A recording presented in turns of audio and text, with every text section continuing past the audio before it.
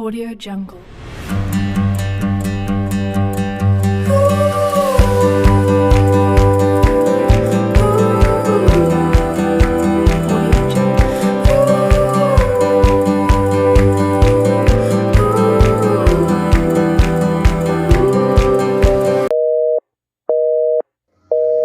Assalamualaikum warahmatullahi wabarakatuh. Welcome to Indonesian class. Selamat datang di kelas Bahasa Indonesia.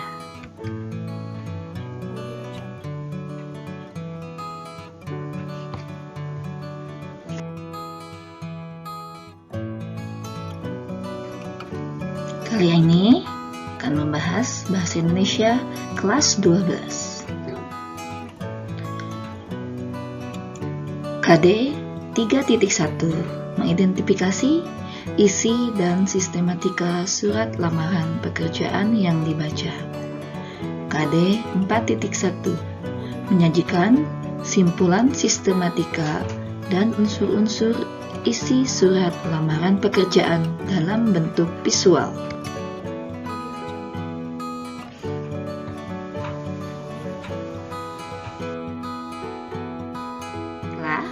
Sebelum kita mulai materi, apakah ada yang tahu apa saja jenis-jenis surat? Kita akan bahas jenis-jenis surat terlebih dahulu. Jenis-jenis surat terdiri dari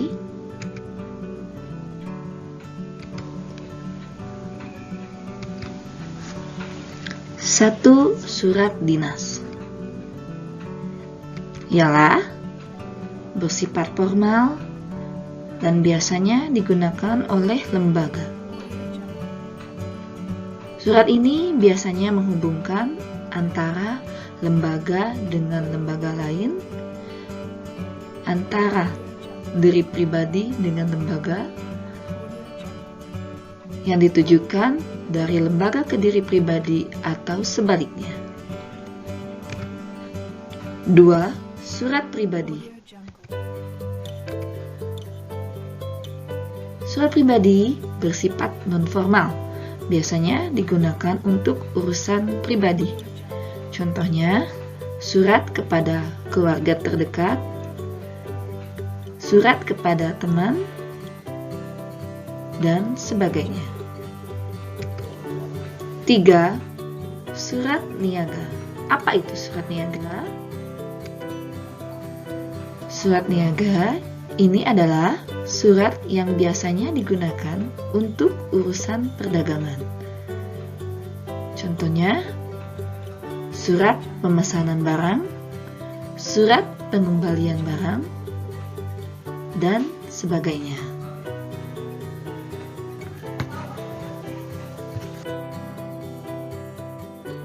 Mari kita masuk ke materi. Menulis surat lamaran pekerjaan. Sebelumnya, apakah ada yang tahu apa itu surat lamaran pekerjaan?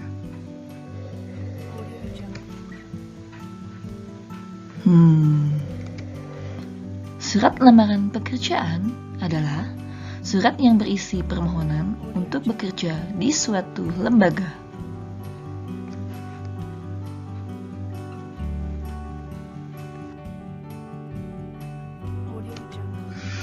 Surat lamaran pekerjaan ini biasanya berisi permohonan untuk bekerja pada suatu tempat. Dan hal yang perlu dikemukakan di dalam surat lamaran adalah identitas diri, jasa yang dapat diberikan, pendidikan, kecakapan atau keahlian, serta pengalaman atau kualifikasi.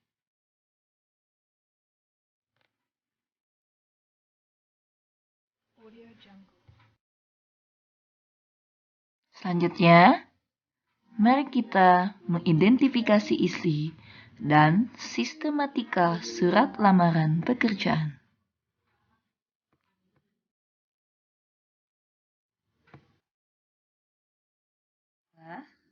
Perhatikan contoh surat lamaran pekerjaan berikut. Dalam surat lamaran pekerjaan, terdapat beberapa bagian. Di sini ada tertulis Samarinda 10 September 2014. Ini biasa disebut tanggal surat atau titi mangsa. Selanjutnya, ada hal lamaran pekerjaan.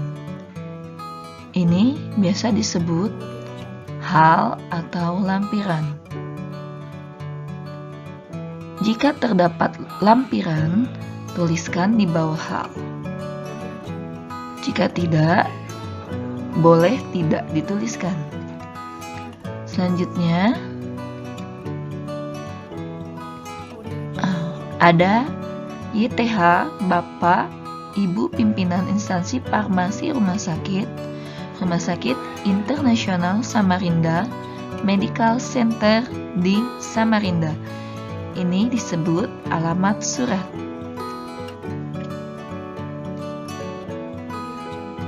Di bawahnya ada tulisan dengan hormat. Dengan hormat termasuk salam pembuka.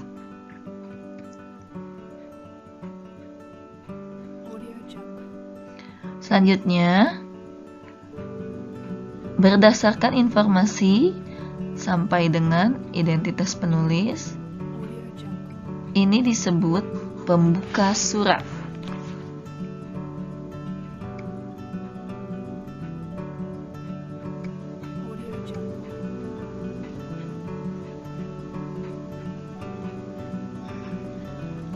Lalu ada isi surat di bagian bawahnya.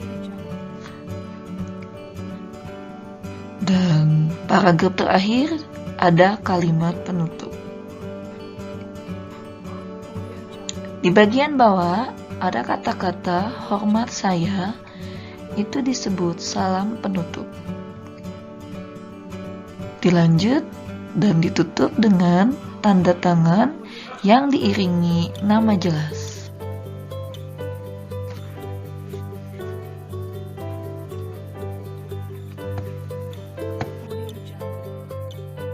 Setelah kita melihat contoh surat lamaran tadi, maka sistematika surat lamaran pekerjaan terdiri dari 1. Tanggal surat, 2. Hal atau perihal dan lampiran, 3. Alamat surat, 4. Salam pembuka, 5. Pembuka surat, 6. Isi surat, 7. Kalimat penutup, 8. Salam penutup, dan terakhir 9. Tanda tangan dan nama jelas. Surat lamaran pekerjaan ini termasuk surat dinas ya, karena biasanya ditulis dengan bahasa yang formal.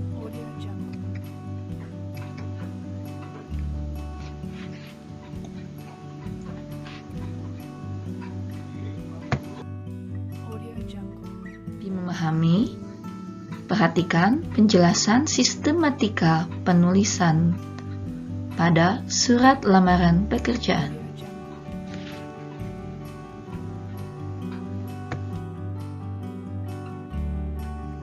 Nah, ini ya. Baiklah, kita akan bahas.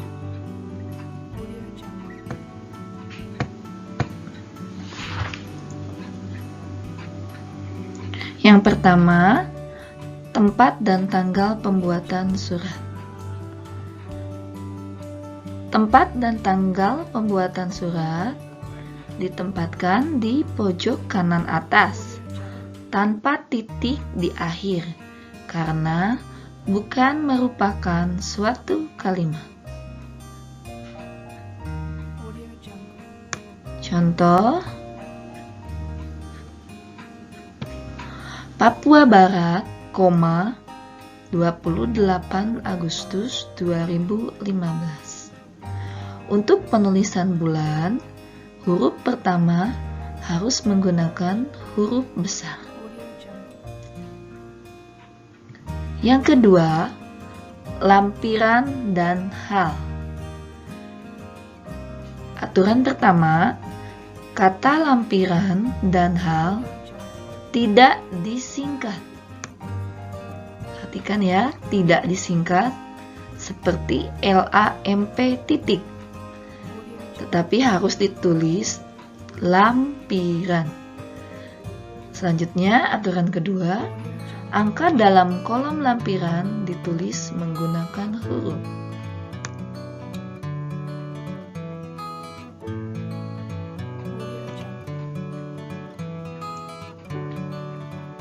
Yang ketiga, alamat surat.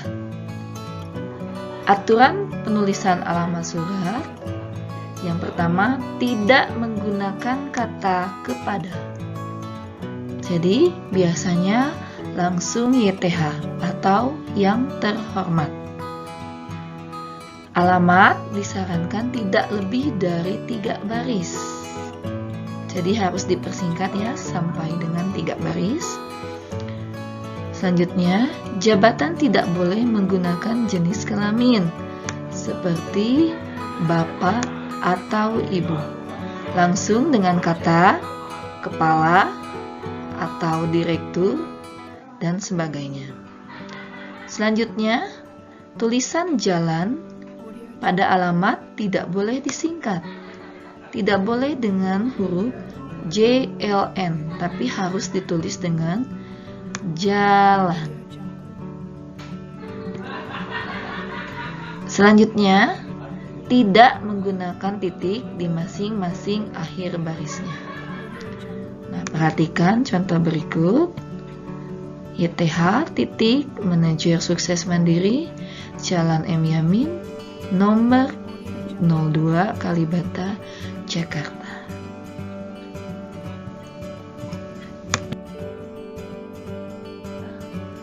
Untuk selanjutnya, yang keempat, di sini ada salam pembuka.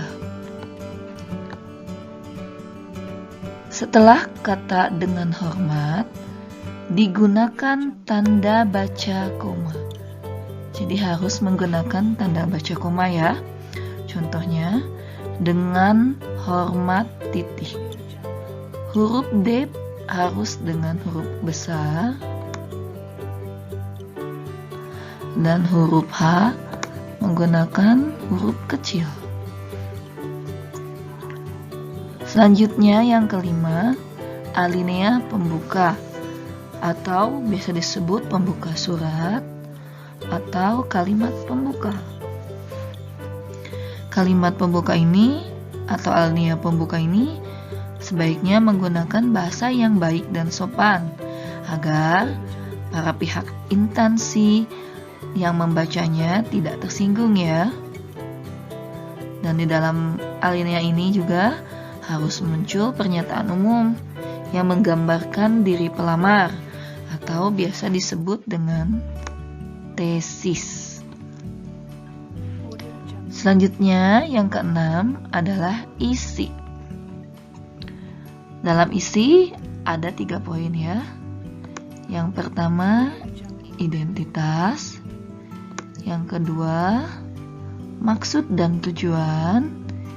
Yang ketiga, menyatakan lampiran.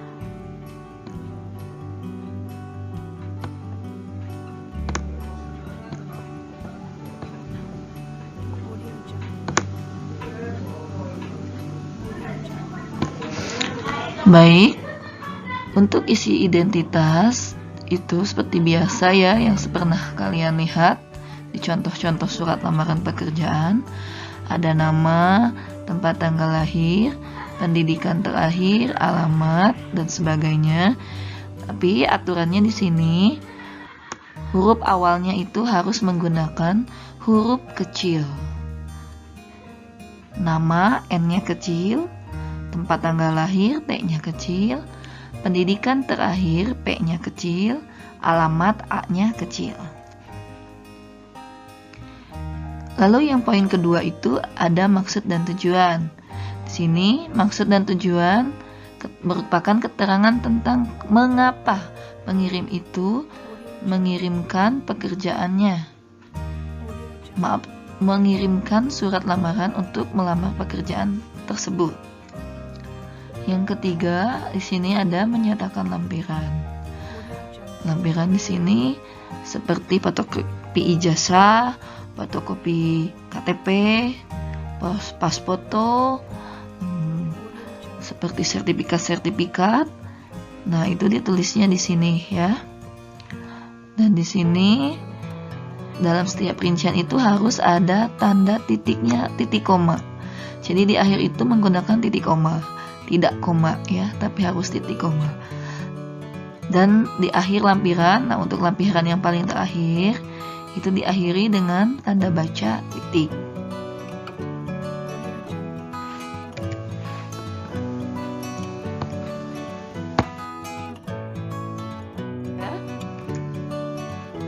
Selanjutnya yang ketujuh, ada bagian penutup. Penutup ini biasanya harus menunjukkan keantusiasan pelamar ya.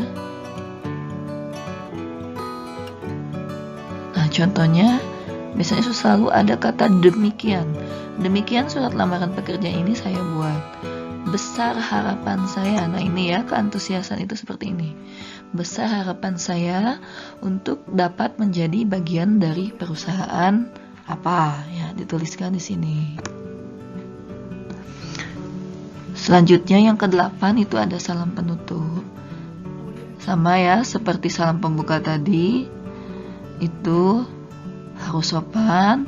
Dan di sini biasanya contohnya itu yang biasa digunakan itu hormat saya, huruf H-nya itu harus besar dan S-nya kecil, lalu diakhiri dengan tanda koma. 9 itu tanda tangan dan nama terang atau nama jelas. Tanda tangan ini ditanda tangani ya, contoh seperti ini. Namanya itu harus jelas. Jika ada gelar, boleh menggunakan gelar.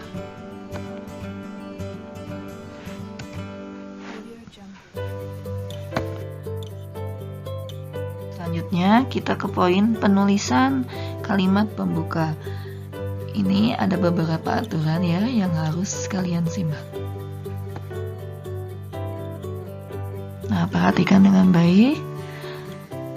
Jika surat lamaran itu berasal ya dari suatu sumber informasi, baik itu di media sosial, pengumuman, informasi seseorang, dan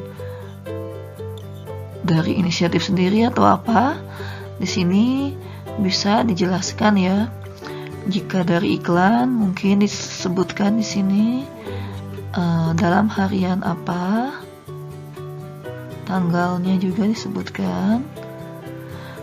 Kalau informasi seorang berarti dari siapa. Lalu kalau dari pengumuman resmi berdasarkan pengumumannya itu pengumuman dari mana ya. Nomor tanggalnya juga dikirimkan di sini.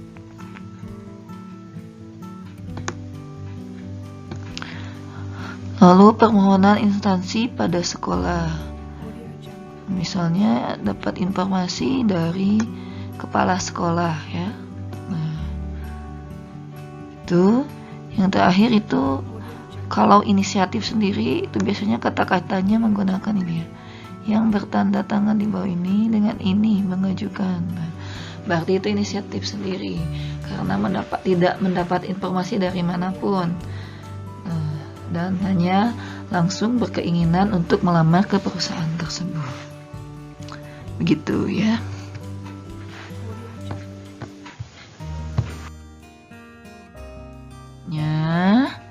Mari kita lihat. Ini adalah kandungan dari surat lamaran pekerjaan. Kita potong ya. Untuk yang kata-kata saya bertanda tangan di bawah ini, nama, tempat tanggal lahir ya, identitas, itu biasanya disebut pernyataan umum atau tesis. Nah, namun secara umum surat lamaran pekerjaan itu termasuk eksposisi ya, karena di dalamnya terdapat penjelasan atau suatu pemaparan.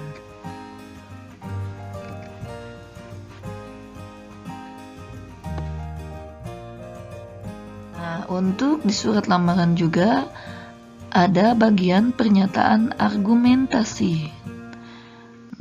Argumentasi bisa dilihat itu ada kata-kata yang terakhir ya, untuk seperti lampiran-lampiran sebagai bahan pertimbangan Bapak Ibu bersama ini saya lampirkan. Nah, ini termasuk pernyataan argumentasi ya, karena ini menguatkan si pelamar agar bisa diterima di suatu perusahaan tersebut ya.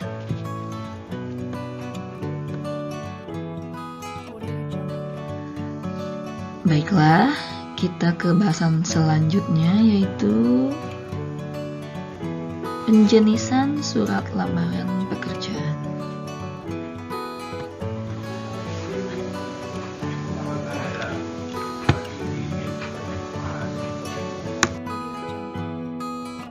Surat lamaran itu ada dua ya. Surat lamaran pekerjaan yang disatukan dengan riwayat hidup. Ini disebut dengan model gabungan. Dan yang kedua, surat lamaran pekerjaan dipisahkan dengan riwayat hidup.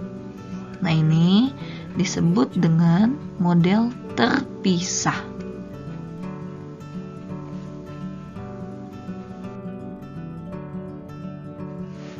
Nah, sebelum membuat surat lamaran pekerjaan, silahkan perhatikan ketentuan-ketentuan yang menjadi dasar.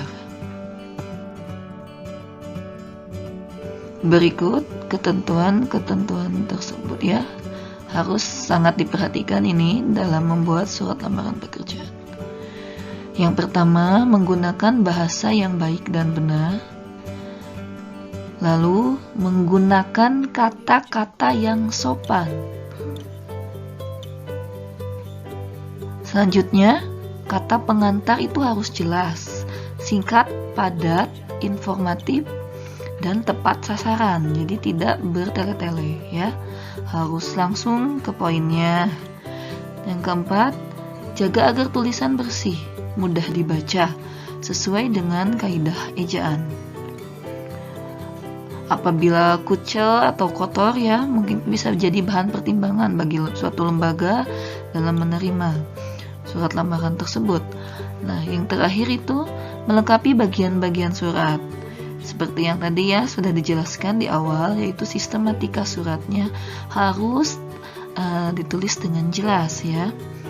Ada hal, tempat tanggal, dan alamat dan sebagainya ya, seperti itu.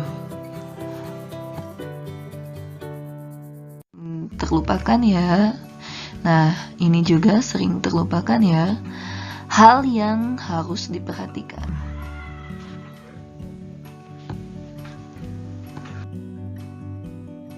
Harus diperhatikan. Lihat ya, di sini ya, ini ya. Ada 5 hal. Seperti tadi ya, bahasanya harus baik dan benar. Format penulisan tersusun rapih dengan bahasa yang jelas. Surat lamaran hendaknya ditulis manual atau ditulis tangan. Pada zaman model seperti sekarang ini itu banyak ya menggunakan komputer atau dengan format Word dan sebagainya.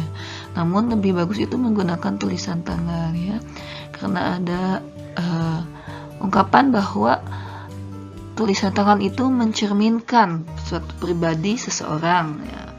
Maka dari itu ada beberapa perusahaan juga yang mengharuskan menulis dengan tulisan tangan. Selanjutnya itu keempat, lengkapi dengan data-data yang dibutuhkan ya. Jika memang mereka itu membutuhkan seseorang yang ahli dalam komputer, berarti itu data yang bisa mendukung kita itu menggunakan sertifikat komputer. Jika perlu ada juga sertifikat khusus bahasa Inggris dan sebagainya ya. Lalu lampirkan surat pendukung. Nah ini ya, sertifikat pengalaman kerja. Jadi kalau sudah bekerja, misalnya bekerja di suatu perusahaan, ada sertifikatnya, itu juga bisa dilampirkan. Sekarang sudah paham ya? Ya, mudah-mudahan ini bisa bermanfaat ya bagi kalian semua. Mungkin sekian saja yang dapat saya sampaikan. Terima kasih atas perhatiannya.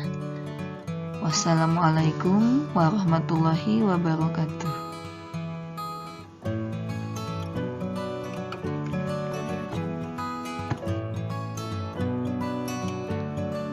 Oke, next time kita bertemu lagi ya, insyaallah.